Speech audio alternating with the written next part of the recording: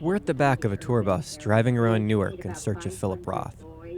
Well, if not him, at least some of the local landmarks associated with the author, who was born, raised, and then fled the city, only to write about it in many of his novels. The tour is part of the city's birthday celebrations for Roth, who's turning 80 this year. There's a display at the library and a conference dedicated to Roth's work. Brian Goodman is a graduate student at Harvard and one of the participants. Right now we're in day two. We're in the Newark Public Library, and we're looking at an exhibit of photos of Philip Roth throughout his life, and we're about to head on a bus tour across Newark to see some of the key sites. My family has sort of had ties to Newark for a long time, so I'm kind of keeping one eye on the old sites that are relevant to my family and one eye on Roth's sites. But I think we'll probably see a lot of distance between the descriptions we'll hear from Roth's novels and what we're going to see out the window, so that should be interesting. Liz Del Tufo is here to help bridge that distance.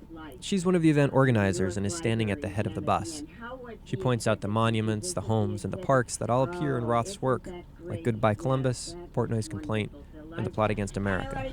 When we had the Philip Roth Day in Newark back in 2005, Sharp James came in and Sharp, he said, wow, he said, Weequahic High won today 63-30. They beat somebody. And Philip says that's more points than they got in the 4 years I was there. Every once in a while, we bundle off the bus to get a closer look, like at Weequahic High, where Roth was a student and which appears in Portnoy's Complaint. People have come from pretty far afield to talk with other Roth aficionados. Mike Whitcomb is a PhD student from London. I'm interested in his writing about sex.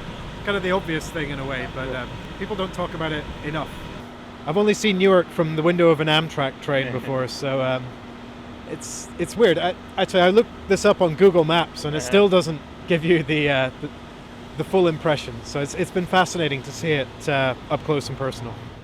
Others are locals, like Howard and Robert Singer, two brothers who went to school at Weequahic a few years after Roth did. And the students were serious, and the parents were, wanted to make sure they got a good education. So it was a winning combination. But we're going to go past his house that he lived on for 10 years. Oh, really? From I think 32 to 40. He lived in a couple places. There's a place he lived at where they there's a plaque on it now. Right. They put it from 32 to 42. Everyone seemed pretty excited about this stop, but the current owner of the home was probably not thrilled to have us on their doorstep. Back on the bus, tour participants occasionally read sections from Roth's novels that reference the city. The eastern slope of the Chancellor Avenue Hill. Closer to grassy, wooded Weequahic Park, a landscaped 300 acres whose boating lake, golf course, and harness racing track separated the Weequahic section from the industrial plants and shipping terminals lining Route 27 and the Pennsylvania Railroad Viaduct. Let them knock their heads for glory, for victory in a ball game. As my Aunt Clara put it, in that taut, violence-streaked voice of hers, Hershey, Hershey, please. I do not need Goyish and Naucus. The bus swings by old Jewish neighborhoods, like this one on Prince Street, which was abandoned in the late 1960s following the Newark riots.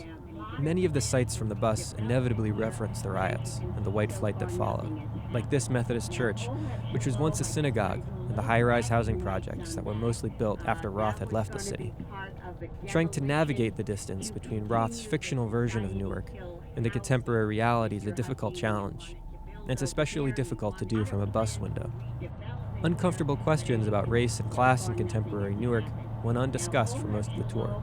But as Zachary Lender, another participant from the UK, suggested, even a glimpse can sometimes be informative. But I'd never been to Newark before, and I'm very glad to see these things. And I don't, places change, so you can get a little bit of feeling for a place. But it's not clear which Newark we got a feeling for. In fact, it seems that just as Roth moved on from Newark, Newark's moved on from Roth.